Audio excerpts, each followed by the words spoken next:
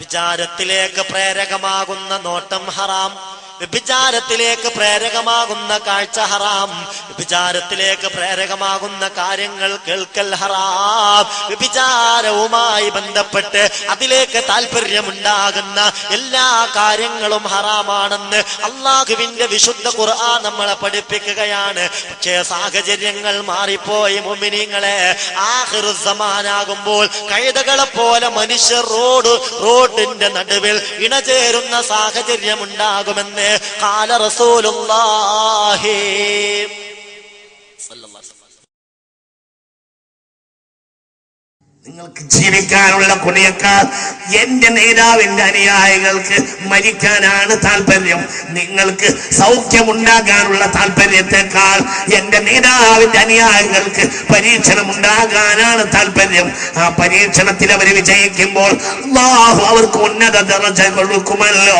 ഇത് കത്തെഴുതി ലോക ചരിത്രത്തിൽ ഒരു കാൾ മാർക്സ് ഇങ്ങനെ എഴുതിയിട്ടില്ല, ഒരു എംഗൽസ് ഇങ്ങനെ എഴുതിയിട്ടില്ല, ഒരു കുഫ്റിനെ ഇങ്ങനെ പറയാൻ ലോക ചരിത്രത്തിൽ കഴിഞ്ഞിട്ടില്ല.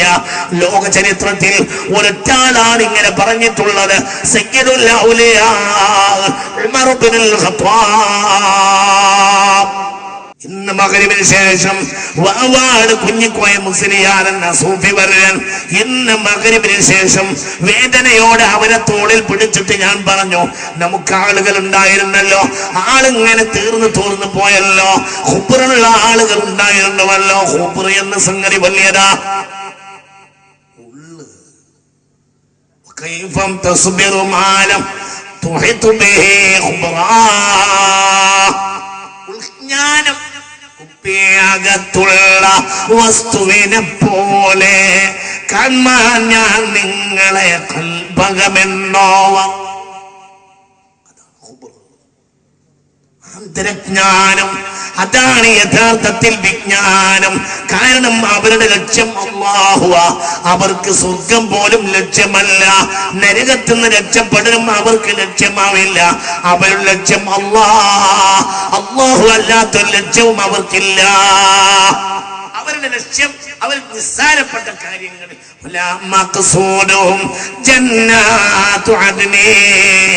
മനോഹരമായ സ്വർഗലോകം പോലും അവർക്ക് ലക്ഷ്യമല്ല.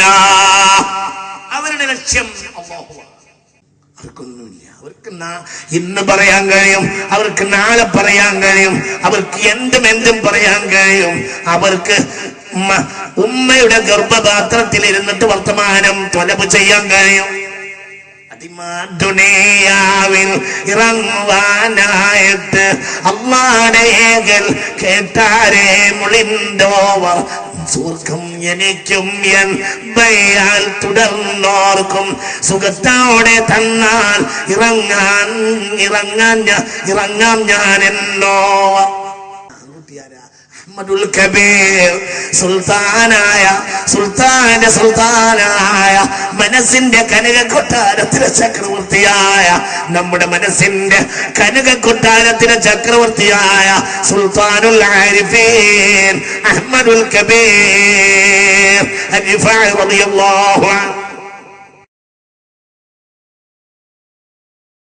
ഓരോരുത്തൻ മദ്യപിച്ചാൽ തൽക്ഷണം ഈമാന്റെ നൂറ് പുറത്ത് പോയെന്നറിയണം. മദ്യം ഒരാൾ കുടിക്കുന്നു എന്നാൽ ഇന്ന് കുടിപ്പിക്കുമേ ചലം നരകമിൽ നിന്നന്ന്. കുടിയൻ സിറാത്തുൽ മുസ്തഖീമിൽ എത്തിയാൽ ക്ഷണം അവരെയും തള്ളും സബാനിയ നരകമിൽ. ഒരു മദ്യപാനി മരിച്ചു ഖബറിലടക്കണേ, പിന്നീട് ഖബർ കുഴിച്ചു അകമിൽ നോക്കണേ. കാണുന്നതാ മുഖം കിബില തെറ്റി മാറിഞ്ഞതായി എന്ന് ഇബ്നു മസ്ഊദ് എന്നവർ പറയുന്നതാ. ഒരു മദ്യപാനി മരിച്ചു ഖബറിലടക്കണേ, പിന്നീട് ഖബർ കുഴിച്ചു അകമിൽ നോക്കണേ. കാണുന്നതാ മുഖം കിബില തെറ്റി മാറിഞ്ഞതായി എന്ന് ഇബ്നു മസ്ഊദ് എന്നവർ പറയുന്നതാ. മദ്യപാനിയുടെ മുഖത്തെ, മയക്കുമരുന്ന് ഉപയോഗിക്കുന്നവന്റെ മുഖത്തെ കിബിലയിലേക്ക് തിരിച്ചു വെക്കാൻ അല്ലാഹു അനുവദിക്കുകയില്ല. മലക്കുകളോട് അവന്റെ മുഖം അടിച്ചു തിരിക്കാൻ വേണ്ടി ഇലാഹായ റബ്ബ് കൽപ്പിക്കും. മുഅ്മിനീങ്ങളെ,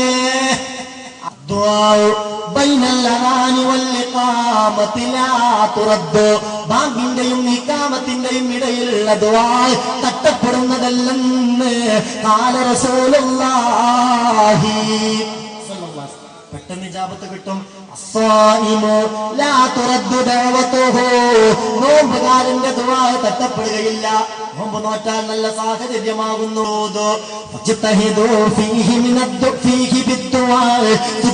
പരമാവധി അള്ളാനോട് ആവശ്യമുള്ളത് ചോദിക്കുകയാണ് വേണ്ടതെന്ന് ഖാല റസൂലുള്ളാഹി സല്ലല്ലാഹു അലൈഹി വസല്ലം. അല്ലാഹു ലജ്ജിക്കും മിൻ അബീദിഹി, അടിമയുടെ കാര്യത്തിൽ അല്ലാഹുക്ക് ലജ്ജയുണ്ടാകും. ഇദാ റഫഉ ഐദിയഹും ഇലൈഹി, അവരെ കൈ അല്ലാഹുവിലേക്ക് ഉയർത്തിയാൽ അൻയറുദ്ദഹാ സഫറാ, വെറുതെ ആ കയ്യിനെ അല്ലാഹു തആല തട്ടിമാറ്റൽ അല്ലാഹുക്ക് വലിയ ഇറങ്ങാറാ. അല്ലാഹു അത് ചെയ്യൂല. ആ വിഷയത്തിൽ അല്ലാഹുക്ക് വലിയ ലജ്ജ.